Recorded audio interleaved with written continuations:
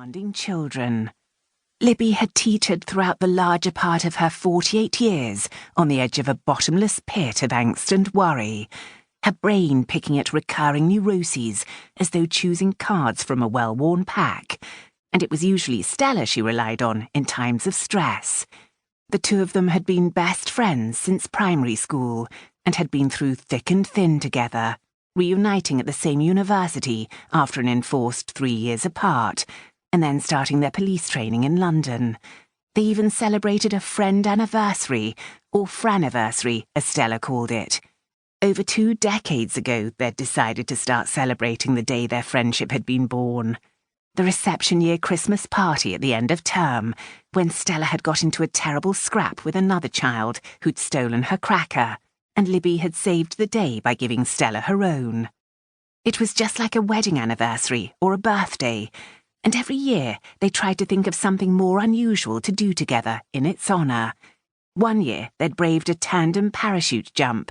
Another time they'd taken part in a parade through town dressed as Christmas elves.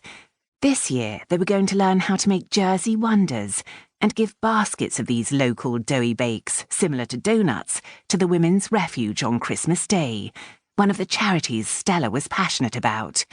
She always tried to think of ways to help local charities, especially around Christmas time. Libby was just about to check the date of their baking lesson on her phone. The timing would depend on the tide, as by tradition, wonders had to be made as the tide went out, when she clocked the traffic warden heading towards the car with a look of fury on his face. Ah!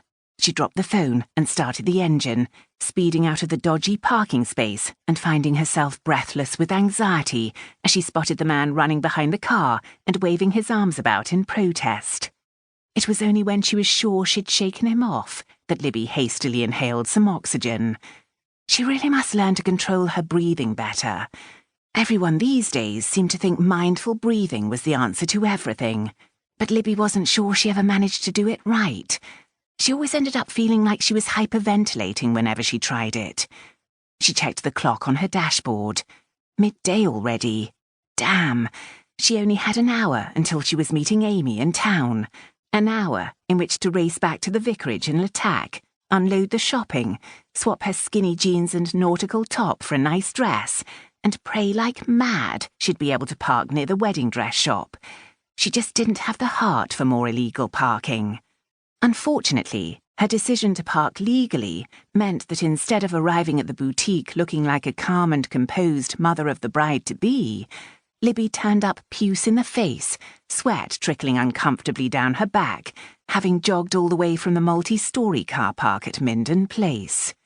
As she burst through the door, she was greeted with a frown from her highly organised and competent daughter, and a barely concealed sneer from the snooty shop owner.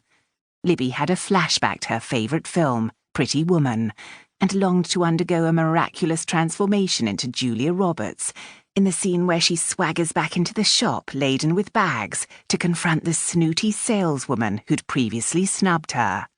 Amy's high-pitched voice cut into her fantasy. "Mum, I've only got 40 minutes till I need to be back at work. You don't even work on Fridays. Why are you always late?" Amy didn't wait for an answer. She was a high-flying lawyer, and high-flying lawyers didn't have time for the kind of lame excuse Libby was bound to provide. "Now, I've narrowed it down to this, and this," Amy said, holding up 3 different gowns for her mother's perusal.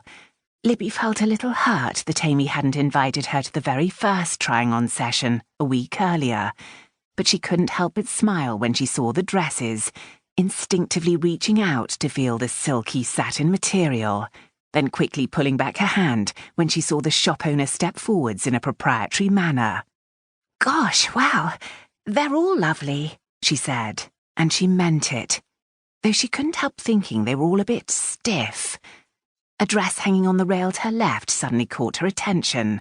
White lace, long sleeves. It looked like it would swish beautifully up and down the aisle. "Oh, what about this?" she suggested. "Mum, I've been through this once already. I'm not trying on anything else. This is the shortlist. Now, I'm thinking this one," Amy said. "Let me try it on." Libby followed Amy through to the posh chair.